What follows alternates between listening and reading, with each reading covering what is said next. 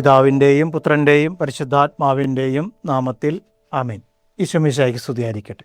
പ്രിയമുള്ളവരെ, ബൈബിൾ പഠനത്തിൻ്റെ ഒരു പുതിയ എപ്പിസോഡിലേക്ക് നാം പ്രവേശിക്കുമ്പോൾ നാം ഏറ്റവും ആദ്യം കണ്ട ഒരു കാര്യമാണ് ഇതിൻ്റെ ഘടന. നാം നോക്കിപ്പോകുമ്പോൾ നാം തലമുറ വച്ചാണ് ഇതിൻ്റെ ഘടന, ഉൽപ്പത്തി പുസ്തകത്തിന് ഒരു ഘടന നാം നിർമ്മിച്ച് നൽകിയത്. അതിനാൽ തന്നെ തോളദോത്ത് എന്നുള്ള ഹീബ്രു പദത്തിൻ്റെ ആവർത്തനം വെച്ച് നോക്കുമ്പോൾ അടുത്ത ഒരു ഘടന നാം ആരംഭിക്കുന്നത് 2-ാം അധ്യായം 5-ാം വാക്ക് മുതൽ നാം പിന്നീട് 5-ാം അധ്യായത്തിൻ്റെ 1 വരെ, അതായത് 2-ാം അധ്യായം 5 മുതൽ 4-ാം അധ്യായം 26 വരെ ആണ് ഒരു ഘടന നാം കാണുക.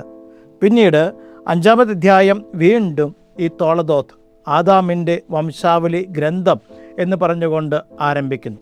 അതിനാൽ തന്നെ ഈ ഒരു ഭാഗത്തെ 2-ാം അധ്യായം 5 മുതൽ 4-ാം അധ്യായം വരെയുള്ള ഭാഗത്തെ നമുക്ക് എപ്രകാരം വീക്ഷിക്കാൻ കഴിയും എന്ന് ചോദിച്ചാൽ, നമുക്ക് അതിനെ വീണ്ടും 3 നമുക്ക് കാണാം. അതിൻ്റെ അധ്യായത്തിൻ്റെ അറിവിൽ തന്നെ നമുക്ക് ഇപ്രകാരം കാണാം. 2-ാം അധ്യായം, 3-ാം അധ്യായം, 4-ാം അധ്യായം എന്നുള്ള രീതിയിൽ നമുക്കിതിനെ കാണാവുന്ന.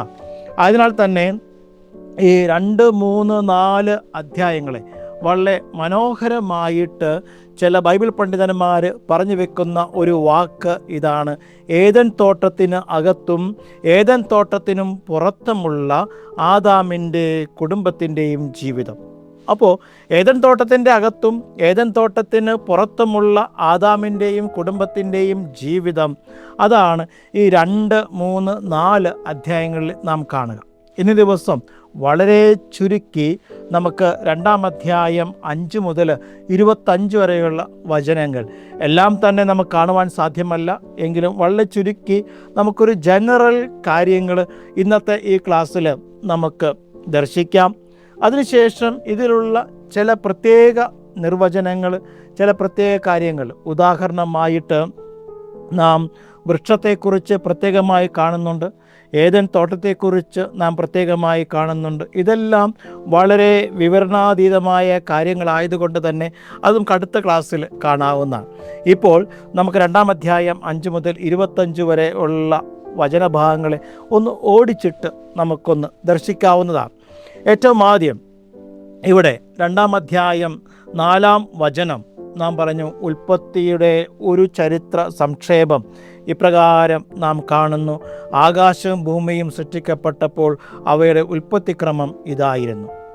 ഈ ഒരു വാക്ക്, ഇതാണ് ആകാശത്തിൻ്റെയും ഭൂമിയുടെയും ഉൽപ്പത്തി ചരിത്രം എന്ന് പറഞ്ഞുകൊണ്ട് 2-ാം അധ്യായം 4-ാം വചനം അവസാനിക്കുമ്പോൾ അത് ആദ്യത്തെ സൃഷ്ടി വിവരണത്തിന് ഒരു ഉപസംഹാരമായും അതേപോലെ തന്നെ തുടർന്ന് വരുന്ന ഏദൻ തോട്ടത്തിന് ഒരു ആമുഖമായും ഈ വചനം മാറുന്നുണ്ട്. ആയതിനാൽ 2-ാം അധ്യായത്തെ 4-ാം വചനം അത് ആദ്യത്തെ വിവരണത്തിന് ഒരു ഉപസംഹാരമായും 2-ാമത്തെ വിവരണത്തിന് ഒരു ആമുഖമായും നിലകൊള്ളുന്ന ഒന്നാണ്. ഈ ഒരു ചിന്തയോടെ പിന്നീട് വരുന്ന 5 മുതൽ 25 വരെയുള്ള വചനഭാഗങ്ങളെ നാം കാണുമ്പോൾ അതിനെ നമുക്ക് ഇപ്രകാരം ഒന്ന് തരംതിരിക്കാം. അതായത് 5 മുതൽ 14 വരെ നാം ഒരു ഖണ്ഡികയായിട്ട് POC പുസ്തകത്തിൽ നാം കാണുകയാണ്. എങ്കിൽ അതിൽ തന്നെ 5-ാമത്തെ വചനവും 6-ാമത്തെ വചനവും ഒരുമിച്ച് പോകുന്ന ഒന്നാണ്. 7-ാം വചനത്തിൽ ദൈവം മനുഷ്യനെ സൃഷ്ടിക്കുന്നതായിട്ട് നാം കാണുന്നു. പിന്നീട് 8 മുതലുള്ള വചനഭാഗങ്ങൾ, 8 മുതൽ 14 വരെയുള്ള വചനഭാഗങ്ങൾ നദികളെപ്പറ്റി, പുഴകളെപ്പറ്റിയൊക്കെ പറയുന്ന വചനഭാഗങ്ങളാണ്. പിന്നീട് 15-ാം അധ്യായത്തിൽ മനുഷ്യൻ്റെ ദൗത്യത്തെക്കുറിച്ച് കർത്താവ് ഓർമ്മപ്പെടുത്തുന്നു, അവൻ ഏദൻ തോട്ടത്തിൽ ആക്കുന്നു. പിന്നെ 16, 17 ദൈവം നൽകുന്ന പ്രത്യേകമായിട്ടുള്ള കൽപ്പനയാണ്. പിന്നീട് 18 മുതൽ 25 വരെ ഏകനായിരിക്കുന്ന ആദാമിന് വേണ്ടിയുള്ള ദൈവത്തിൻ്റെ ചിന്തയും പദ്ധതികളുമാണ്, അതായത് സ്ത്രീയുടെ സൃഷ്ടികർമ്മം. ഇപ്രകാരം 2-ാം അധ്യായം 5 മുതൽ 25 വരെയുള്ള വചനഭാഗങ്ങൾ നമുക്ക് ഇപ്രകാരം ഒരു 3 ഘട്ടമായിട്ട്, അല്ലെങ്കിൽ കർത്താവിൻ്റെ കൽപ്പനകൾ കൂട്ടിയാൽ 4 ഘട്ടമായിട്ട് നമുക്ക് കാണാവുന്നതാണ്. അതിനെ നമുക്കൊന്ന് ഓടിച്ച് ഏറ്റവും ആദ്യം വിശകലനം ചെയ്യാം. പിന്നീട് നാം വൃക്ഷത്തെക്കുറിച്ചും ഏദൻ തോട്ടത്തെക്കുറിച്ചും നാം പിന്നീട് അടുത്ത ക്ലാസ്സുകളിൽ വിശദമായി നാം കാണുകയാണ്. ഏറ്റവും ആദ്യം 5-ാമത്തെയും 6-ാമത്തെയും വചനവും നാം ഇപ്രകാരമാണ് കാണുക: ഭൂമിയിൽ കാട്ടുപുല്ലുകളൊന്നും അതുവരെ ഉണ്ടായിരുന്നില്ല, വയൽ ചെടികളൊന്നും അതുവരെ മുളച്ചിരുന്നില്ല. കാരണം ദൈവമായ കർത്താവ് ഭൂമിയിൽ മഴ പെയ്യിച്ചിരുന്നില്ല, മണ്ണിൽ അധ്വാനിക്കാൻ മനുഷ്യനും ഉണ്ടായിരുന്നില്ല. എന്നാൽ ഭൂമിയിൽ നിന്ന് കോടമഞ്ഞ് ഉയർന്ന് ഭൂതലമെല്ലാം നനച്ചു. ദൈവത്തിൻ്റെ എത്രയോ വലിയ പരിപാലനയാണ്. ഇവിടെ ഭൂമി, നിലം, വയൽ, ഇതൊക്കെ നാം പ്രത്യേകം വാക്കുകൾ വെച്ചുകൊണ്ടാണ് ഇവിടെ എഴുതപ്പെട്ടിരിക്കുക. നമുക്ക് മലയാള ഭാഷയിൽ എല്ലാത്തിനെയും നാം ഭൂമി എന്ന് പറയുന്നു, അല്ലെങ്കിൽ മറ്റൊന്ന് ഉപയോഗിക്കുന്നൊരു വാക്ക് നിലം എന്നുള്ളതാണ്. ഹീബ്രു പദങ്ങൾ തീർത്തും വ്യത്യസ്തമായിട്ടുള്ള പദങ്ങളാണ് ഹീബ്രു നൽകുക. ഏറ്റവും ആദ്യമായിട്ട് എറക്സ് എന്ന് പറഞ്ഞാൽ ഭൂമിയാണ്. രണ്ടാമതായി ആദാമ എന്ന് വെച്ചാൽ അത് ഒരു ചെറിയ ഒരു സ്ഥലമാണ് ഉദ്ദേശിക്കുക. പിന്നീട് നാം വീണ്ടും കാണുന്നു സാധെ എന്നുള്ള വാക്കിൽ നാം കണ്ടാൽ, ഷാധെ എന്ന് പറഞ്ഞാൽ അത് വെറുതെ കിടക്കുന്ന ഒരു നിലമായിട്ടാണ്. ഒരു വിധത്തിൽ മരുഭൂമി എന്നൊക്കെ പറയാം. എങ്കിലും ഫലവൃക്ഷങ്ങൾ ഒന്നും കായ്കളും ഒന്നും ഇല്ലാതെ വെറുതെ കിടക്കുന്ന നിലത്തെ നാം ഷാധെ എന്ന വാക്കുകൊണ്ട് ഉദ്ദേശിക്കുന്നു. ഇപ്രകാരം 3 വ്യത്യസ്ത പദങ്ങളാണ് നാം ഈ വചനഭാഗത്ത് അതിൻ്റെ മൂലഭാഷയിൽ കാണുക. അതുകൊണ്ട് ഈ ഭൂമി എന്നുള്ളത് ആവർത്തിച്ച് വരുമ്പോൾ എല്ലായ്പ്പോഴും ഓർക്കണം. ഇവിടെ POCയുടെ പരിഷ്കരിച്ച പതിപ്പിൽ നാം വയൽ എന്നുള്ള വാക്കുകൂടി കാണുന്നുണ്ട്. പഴയ പരിഷ്കരിക്കാത്ത നാം ഇതുവരെ ഉപയോഗിച്ചിരുന്ന ബൈബിളിൽ നാം ഭൂമി എന്നുള്ള അല്ലെ ഭൂതലം എന്നുള്ള വാക്ക് കാണുന്നുണ്ട്. ഒറ്റ കാര്യം മാത്രം ഓർമ്മപ്പെടുത്തുന്നു: ഹീബ്രു ഭാഷയിൽ, മൂലഭാഷയിൽ ഇതിനെല്ലാം വ്യത്യസ്തമായ 3 പദങ്ങളാണ് നാം ഉപയോഗിച്ച് വരുന്നത്. ആ ഒരു വ്യത്യാസം എല്ലായ്പ്പോഴും നാം മനസ്സിലാക്കണം. അതായത് ഭൂമിയിൽ കാട്ടുപുല്ലുകളൊന്നും വളർന്നിരുന്നില്ല എന്ന് പറയുമ്പോൾ വയൽ എന്ന് വാക്ക് പറയാം, അല്ലെങ്കിൽ ഭൂതലം എന്നുള്ള വാക്ക് പറയാം. അങ്ങനെ വ്യത്യസ്തമായ വാക്കുകളിലൂടെയാണ് ഈ ഭാഗം വിശദീകരിക്കപ്പെട്ടിരിക്കുന്നത്. ഇനി അടുത്തതായിട്ട് നാം ഇതിൽ പ്രത്യേകമായിട്ട് കാണുന്ന ഒരു കാര്യം എന്തെന്ന് ചോദിച്ചാൽ, എല്ലായ്പ്പോഴും ദൈവമായ കർത്താവ് എന്നുള്ള ഒരു പദം അവിടെ ആവർത്തിച്ച് വരുന്നുള്ള പദം എന്ന് പറഞ്ഞാൽ ദൈവത്തെ വിശേഷിപ്പിക്കുന്ന ദൈവമായ കർത്താവ്. ഇത് വളരെ വ്യത്യസ്തമായ ഒന്ന് തന്നെയാണ്. കാരണം ആദിയിൽ ദൈവം ആകാശവും ഭൂമിയും സൃഷ്ടിച്ചു. ഇതുവരെ ദൈവം എന്നുള്ള വാക്കാണ് നാം കണ്ടത്. അതിനുശേഷം ഇപ്പോൾ ഈ 2-ാമത്തെ അധ്യായത്തിൽ 5 മുതൽ 25 വചനഭാഗങ്ങളിൽ ദൈവമായ കർത്താവ് എന്നുള്ള ആ ഒരു വിശേഷണം അത് 7 പ്രാവശ്യം തന്നെ ആവർത്തിക്കുന്നുണ്ട്. നാം പഞ്ചഗ്രന്ഥിയിലേക്ക് പോയാൽ പിന്നീട് ഒരു പ്രാവശ്യം കൂടി മാത്രമേ ദൈവമായ കർത്താവ് എന്നുള്ള ഈ ഒരു വിശേഷണം നമുക്ക് കാണുവാനായിട്ട് സാധിക്കുകയുള്ളൂ. അപ്പോൾ ഈ വചനഭാഗത്ത് ദൈവമായ കർത്താവ് എന്നുള്ള വിശേഷണം 7 ഭാഗത്ത് നമുക്ക് കാണുവാനായിട്ട് സാധിക്കുന്നുണ്ട് എന്ന് ഓർക്കുക. പിന്നീട് അടുത്തതായിട്ട് 5ഉം 6ഉം വാക്കുകൾ നമ്മൾ ഭൂമിയെക്കുറിച്ച്, ഭൂതലത്തെക്കുറിച്ച് പറഞ്ഞു കഴിയുമ്പോൾ 7-ാമത്തെ വചനഭാഗത്തിൽ ദൈവം മനുഷ്യനെ സൃഷ്ടിക്കുന്നതായിട്ട് സൃഷ്ടികർമ്മത്തിൻ്റെ 2-ാമത്തെ വിവരണം നാം ഇവിടെ കാണുകയാണ്. ഈ 2-ാമത്തെ വിവരണത്തിൽ എല്ലായ്പ്പോഴും നാം ഓർക്കേണ്ട ഒന്നാണ്, മനുഷ്യനും ഭൂമിയും തമ്മിലുള്ള ബന്ധത്തെ വളരെയേറെ ക്രിയാത്മകമായി ഇവിടെ വിശദീകരിച്ചിരിക്കുക. മനുഷ്യനും ഭൂമിയും തമ്മിൽ അഭേദ്യമായി ബന്ധപ്പെട്ടിരിക്കുന്നു എന്നുള്ളത് നമുക്ക് 6-ാമത്തെ വചനഭാഗത്തിൽ കാണാവുന്ന ഒന്നാണ്. കാരണം 5-ാമത്തെ വചനത്തിൽ ഇപ്രകാരമാണ് നാം കണ്ടത്: ഭൂമിയിൽ ചെടികളില്ല, കാട്ടുപുല്ലുകൾ ഒന്നും ഉണ്ടായിരുന്നില്ല, വയൽ ചെടികൾ ഉണ്ടായിരുന്നില്ല. കാരണം 2 പറഞ്ഞത്. ഒന്ന്, ഭൂമിയിൽ ദൈവം മഴ പെയ്യിച്ചിരുന്നില്ല. 2-ാമതായിട്ട് പറയുന്ന കാരണം ഇതാണ്: മണ്ണിൽ അധ്വാനിക്കാൻ മനുഷ്യൻ ഉണ്ടായിരുന്നില്ല എന്നുള്ളത്. ഇത് മറ്റൊരു വചനഭാഗമായിട്ട് നമുക്ക് ബന്ധിപ്പിച്ച് കാണാവുന്നതാണ്. മനുഷ്യൻ്റെ പാപത്തിന് മുൻപുള്ള അവസ്ഥയും മനുഷ്യൻ്റെ പാപത്തിന് ശേഷമുള്ള അവസ്ഥയും അതിനിടയിൽ സൃഷ്ടികർമ്മം കടന്നു വരുന്നു എന്നുള്ള രീതിയിലും നമുക്ക് ഇതിനെ കാണാവുന്നതാണ്. ആയതിനാൽ 7-ാമത്തെ വചനം ഇപ്രകാരമാണ്: ദൈവമായ കർത്താവ് പൂഴി കൊണ്ട് മനുഷ്യനെ മെനഞ്ഞെടുക്കുകയും ജീവൻ്റെ ശ്വാസം അവൻ്റെ നാസാരന്ധ്രങ്ങളിലേക്ക് ഊതുകയും ചെയ്തു. 7-ാമത്തെ വചനഭാഗത്തിൽ 2 കാര്യങ്ങൾ കൃത്യമായിട്ട് നമുക്ക് മനസ്സിലാക്കാൻ കഴിയും.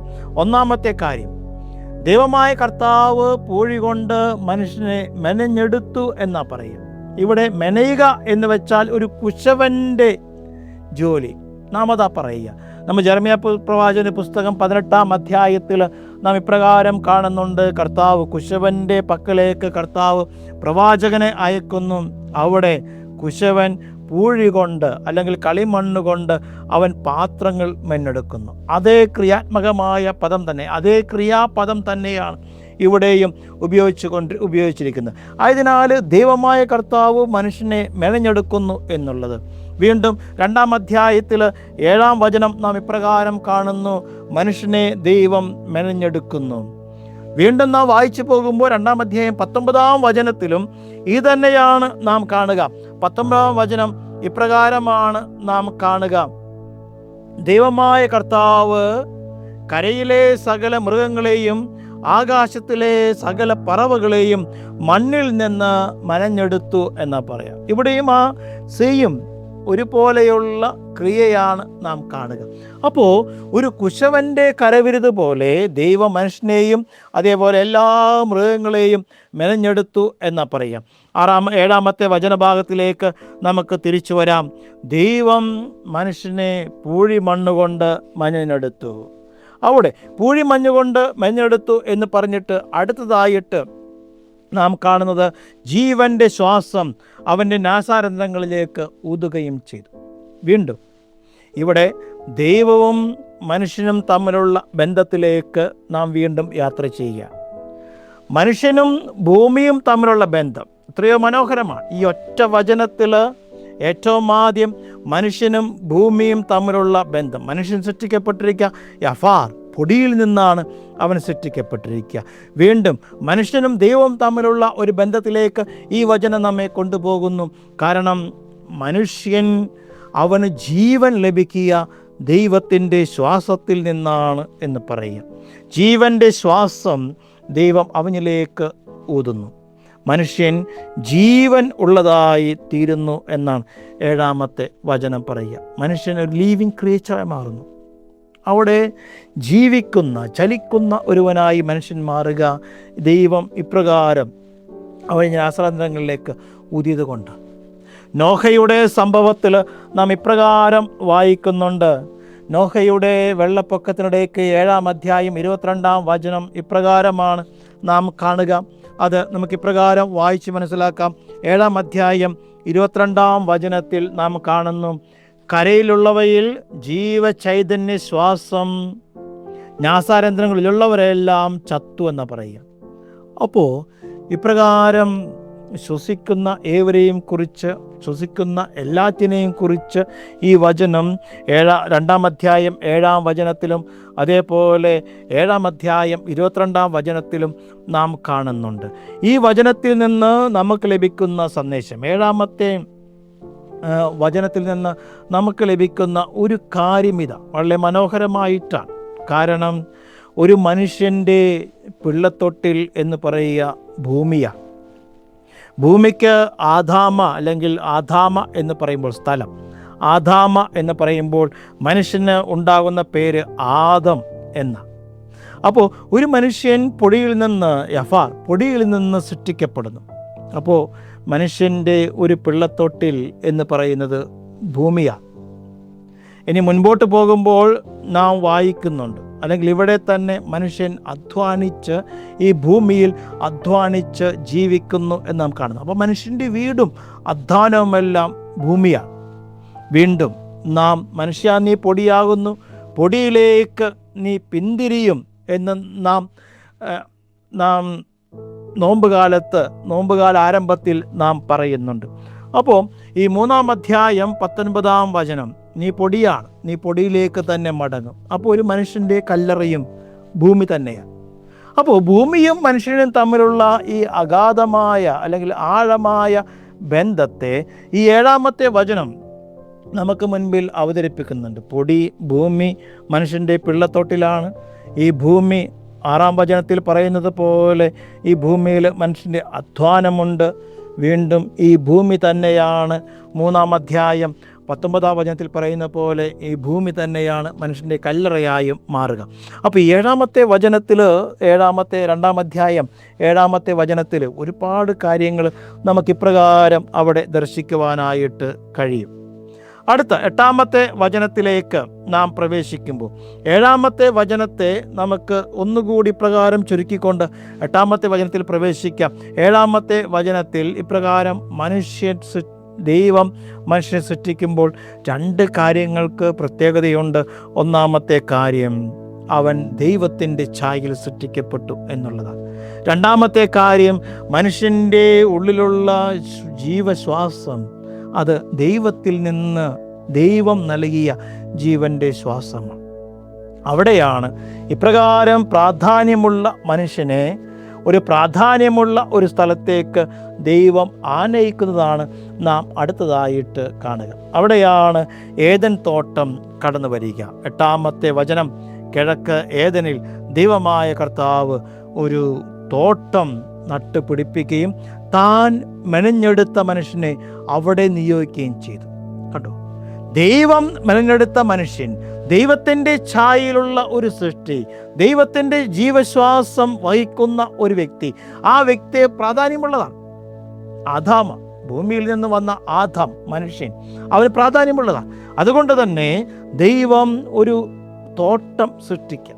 ഇവിടെ ഒരു പ്രത്യേകതയുള്ളത്, ദൈവമായ കർത്താവ് കിഴക്ക് ഏദനിൽ ഒരു തോട്ടം. അപ്പോൾ നമ്മൾ സാധാരണയായി ഏദൻ തോട്ടം എന്ന് പറയുന്നു. ഇവിടെ കൃത്യമായിട്ട് വചനം എഴുതി വെക്കുന്നു, ഏദനിലെ ഒരു തോട്ടം. അപ്പോൾ ഏദൻ എന്നുള്ള സ്ഥലത്ത് ഒരു ചെറിയ ഭാഗമായിട്ട് അതിനെ കാണാവുന്ന, പക്ഷെ ഇവിടെ മാത്രമേ ഏദനിലെ ഒരു തോട്ടം, ഏദനിൽ ഒരു തോട്ടം എന്ന് പറയാം. പിന്നീട് നാം മുന്നോട്ട് പോകുമ്പോൾ നാം ഏദൻ തോട്ടം എന്നാണ് നാം കാണുക. അവിടെ ഒരു പ്രത്യേകത നമുക്ക് ദർശിക്കുവാനായിട്ട് കഴിയും. അപ്പോൾ 8-ാമത്തെ അധ്യായത്തിൽ ഇപ്രകാരം ഏദൻ തോട്ടം നട്ടുപിടിപ്പിക്കപ്പെടുന്നു, അല്ലെങ്കിൽ ഏദനിൽ ഒരു തോട്ടം നട്ടുപിടിപ്പിക്കപ്പെടുന്നു. ഈ തോട്ടം എന്നതിന് നമ്മൾ സപ്തജിന്തിൽ നാം കാണുന്നത് പറുദീസ എന്നുള്ള വാക്കാണ്. സപ്തതിയിൽ കാണുന്നത് പറുദീസ എന്നുള്ള വാക്കാണ്. അവിടെ നിന്നാണ് നാം ഈ ഏദൻ തോട്ടം ഒരു പറുദീസ എന്നുള്ള ചിന്ത ആരംഭിക്കുക. പിന്നീട് വിശുദ്ധ ജെറോം ലാറ്റിൻ ഭാഷയിലേക്ക് കടന്നു വരുമ്പോഴും അവിടെ ഈ ഏദൻ തോട്ടം എന്നുള്ള പറുദീസ എന്ന രീതിയിലാണ് നാം കാണുക. മറ്റൊരു അർത്ഥതലം ഉള്ളത്, എൻ്റെ വ്യക്തിപരമായ അഭിപ്രായം ഇത് തന്നെയാണ്. അതായത് തോട്ടം എന്നുള്ളത് ഗൻ എന്നുള്ള ഒരു ഹീബ്രു പദത്തിൽ നിന്നാണ് വരിക. ഇത് പേർഷ്യൻ പദവുമായിട്ട് ബന്ധപ്പെട്ട് നിൽക്കുന്ന ഒന്നാണ്.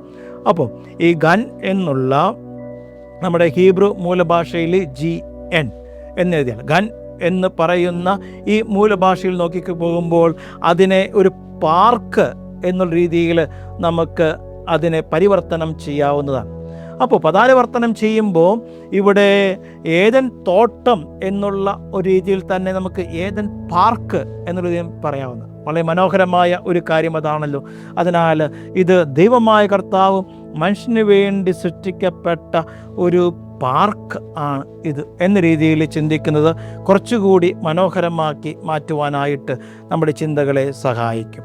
ഇപ്രകാരം ഏദൻ പാർക്കിൽ ദൈവം മനുഷ്യനെ നിയോഗിക്കുന്നു. താൻ മെനഞ്ഞെടുത്ത മനുഷ്യനെ, താൻ സൃഷ്ടിച്ച എന്നതിനേക്കാളുപരിയായിട്ട് താൻ മെനഞ്ഞെടുത്ത മനുഷ്യനെ അവിടെ നിയോഗിക്കുന്നു. ഇതിന് ശേഷമാണ് വൃക്ഷങ്ങളുടെ സൃഷ്ടിയെക്കുറിച്ച് പ്രത്യേകമായിട്ടുള്ള വൃക്ഷങ്ങളെ നാം കാണുന്നത്. മണ്ണിൽ നിന്ന് ദൈവം വൃക്ഷങ്ങളെ മുളപ്പിക്കുകയാണ്. 9-ാമത്തെ വാക്ക് ഇപ്രകാരമാണ്, വൃക്ഷങ്ങളെ മുളപ്പിക്കുന്നു. ആ വൃക്ഷങ്ങൾ അവിടെ തോട്ടത്തിന് നടുവിൽ ജീവൻ്റെ വൃക്ഷവും നന്മ തിന്മകളെക്കുറിച്ചുള്ള അറിവിൻ്റെ വൃക്ഷവും. അപ്പോൾ 2 വൃക്ഷങ്ങളെ നാം ഇവിടെ കാണുന്നുണ്ട്. നമുക്ക് ഇപ്പോൾ സമയത്തിൻ്റെ പരിമിതി ഉള്ളത് കൊണ്ട് തന്നെ അടുത്ത ക്ലാസ്സിൽ ഇപ്രകാരമുള്ള ജീവൻ്റെ വൃക്ഷത്തെക്കുറിച്ചും അതേപോലെ തന്നെ നന്മ തിന്മകളെക്കുറിച്ചുള്ള അറിവിൻ്റെ വൃക്ഷത്തെക്കുറിച്ചും എപ്രകാരമാണ് അതിനെ നമുക്ക് മനസ്സിലാക്കാൻ കഴിയുന്നത് എന്ന് നമുക്ക് വിശദമായി ചിന്തിക്കാവുന്നതാണ്. അതിനുശേഷം 10-ാമത്തെ വചനം മുതൽ ഇപ്രകാരം പുഴയെക്കുറിച്ച്, ജലപ്രവാഹത്തെക്കുറിച്ച് നാം വായിക്കുകയാണ്. അപ്പോൾ തോട്ടം നനയ്ക്കാൻ വേണ്ടി ഒരു പ്രവാഹം പുറപ്പെടുന്നു. ആ പ്രവാഹം അവിടെ വെച്ച് 4 ശാഖകളായി പിരിയുന്നു. പിന്നീട് ഈ 4 ശാഖകൾ ഏതൊക്കെയാണെന്ന് വചനം പറയുന്നു. അത് 10 മുതൽ 14 വരെ ഇപ്രകാരം ഈ പ്രവാഹത്തെക്കുറിച്ച്, ജലപ്രവാഹം, പിന്നീട് വരുന്ന പുഴകളെക്കുറിച്ച് പറയുന്ന കാര്യങ്ങളാണ്. ആയതിനാൽ നാം ആരംഭിച്ചത് 2-ാം അധ്യായം 5 മുതൽ 25 വരെയുള്ള വചനഭാഗത്തെക്കുറിച്ച് ചിന്തിക്കാനാണ് നാം ആരംഭിച്ചത്. അപ്പോൾ 5ഉം 6ഉം നമ്മൾ ഭൂമിയെക്കുറിച്ച് പറയുന്ന കാര്യങ്ങൾ. 7-ാമത്തെ വചനം ദൈവവും മനുഷ്യനും ഭൂമിയും തമ്മിലുള്ള ബന്ധം.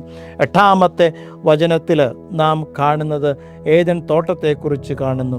9-ാമത്തെ വചനത്തിൽ നാം വൃക്ഷങ്ങളെ കാണുന്നു.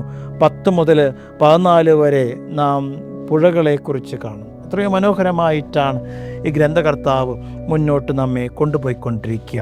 15-ാമത്തെ വചനം മുതൽ നാം ഈ നന്മ തിന്മകളെക്കുറിച്ചുള്ള വൃക്ഷത്തെക്കുറിച്ച് നാം കാണുന്നു. നന്മ തിന്മയുടെ അറിവിൻ്റെ വൃക്ഷത്തെക്കുറിച്ച് കർത്താവ് കൊടുക്കുന്ന കൽപ്പനകളാണ് 15 മുതൽ 17 വരെ നാം കാണുക.